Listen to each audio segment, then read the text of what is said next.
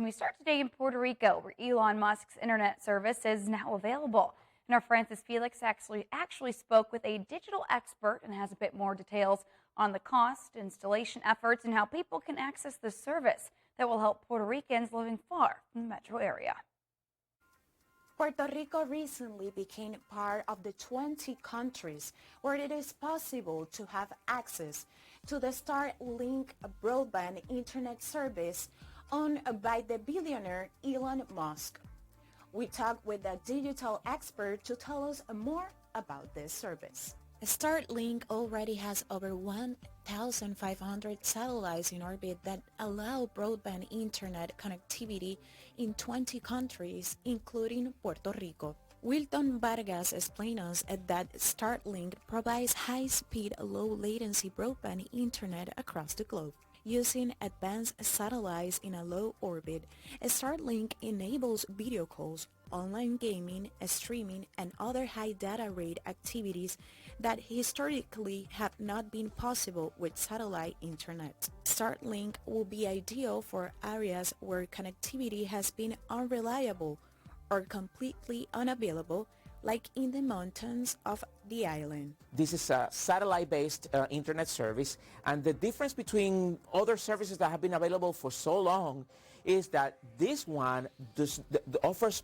better speed, better reliability, and this is because the service is very different.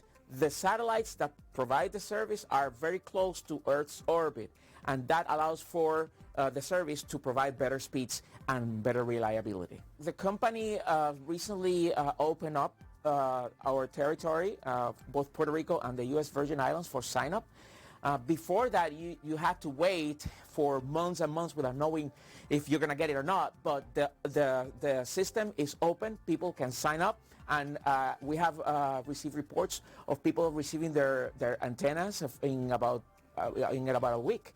So once they receive the antennas, the installation is self-service. They can do it themselves, and they'll be up and running in no time. It's pricey in the beginning because you need to buy the hardware.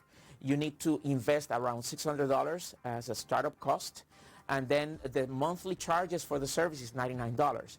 The company says that you're going to get around 140, 150 megabits per second download speed, but the reports that we have been getting from people in Puerto Rico that already have Starlink, they're reporting over 300 megabits per second.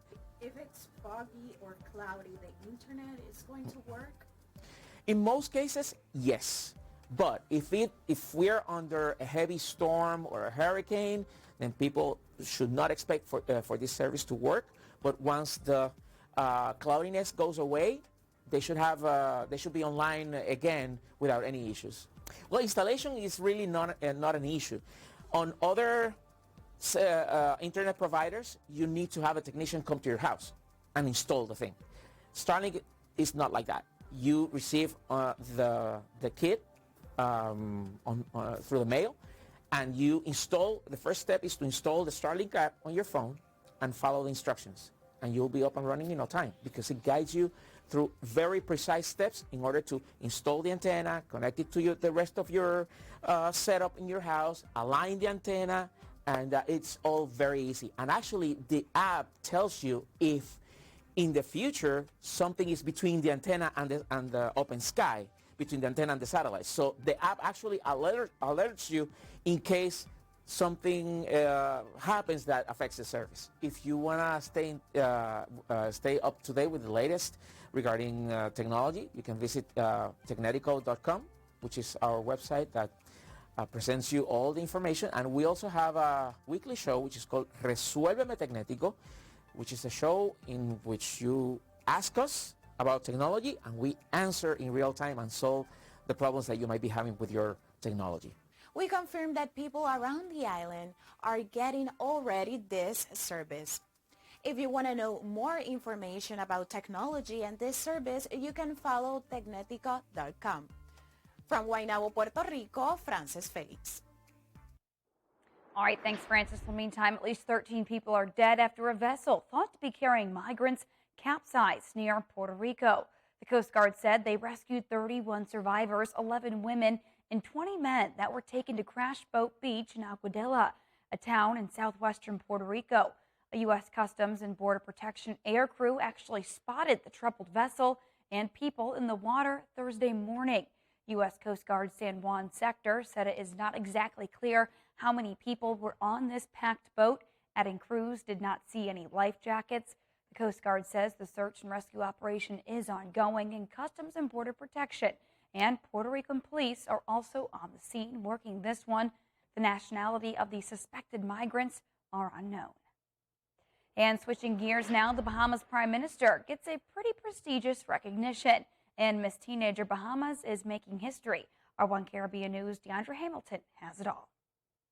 The Prime Minister of the Bahamas, Philip Davis, was awarded an honorary doctorate from the Middle Tennessee State University on Saturday during the graduation ceremony. This award is the most prestigious degree to recognize individuals whose career reflects sustained exceptional achievement in the fields of scholarship, public service, or other endeavors. The university has only conferred 5 honorary doctorates in its 111-year history. Davis also delivered the commencement speech. 3 staff members in the Office of the Prime Minister tested positive for COVID-19 last Thursday. Director of Communications Latrey Ramming, Senior Speechwriter, Policy and Communications Advisor to the Prime Minister Ian Poitier, and Press Secretary Clint Watson. In a press release on Friday, the Office of the Prime Minister said the 3 members of staff were experiencing mild COVID-19 symptoms and are following the advice of the Ministry of Health and other healthcare professionals. So far, there have been no other positive test results. Also from the Bahamas, Miss Teenager Bahamas, Flonique Lightburn, made history on April 30th when she was crowned Miss Teenager Universe at a pageant held in Panama City. The 17-year-old captured the Best Talent Award and competed against 13 delegates representing countries from Europe, North and South America, Asia, and Africa. Prime Minister of the Bahamas, Philip Davis, congratulated the Grand Bahama native and encouraged local organizations to continue the work in grooming young ladies for international success. Minister of Youth, Sports and Culture Mario Boleg and Minister of Grand Bahama Ginger Moxie were also among the government officials congratulating Flonique Lightburn on her win. DeAndre Hamilton reporting. All right, thanks, DeAndre. Meantime, sweeping changes are being made to the management of the British Virgin Islands Ports Authority. This comes 2 weeks after its head was charged in the United States for allegedly conspiring to traffic cocaine through the port. Managing director of the BVI Ports Authority was arrested along with her son, as well as former Premier Andrew Fahey late last month.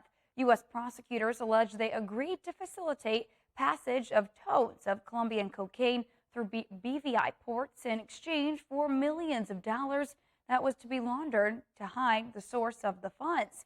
Premier Dr. Natalia Wheatley, who was appointed to replace Fahey after his legal troubles, announced changes to the port to ensure its integrity could not be called into question. I have been in communication with the chairman of the board, and he has indicated that he will tender his resignation. The term of the remaining members will expire within days, and a new board of suitably qualified persons will be appointed. This decision was not taken lightly.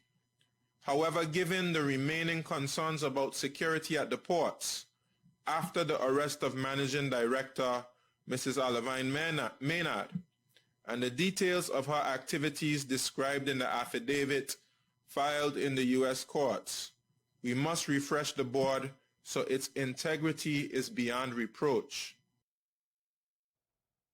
Now, Dr. Wheatley added that the legal and practical issues involved in terminating the appointment of the embattled managing director, Mr. Maynard, where he's being examined, but he said the ports will continue to operate as normal. The soon-to-be appointed board will be tasked with the appointment of an interim managing director, while the recruitment of a substantive managing director is underway. In terms of the security of the ports, I have scheduled an urgent meeting with the Governor and Commissioner of Police to discuss some of the security concerns and what measures can be taken to address them.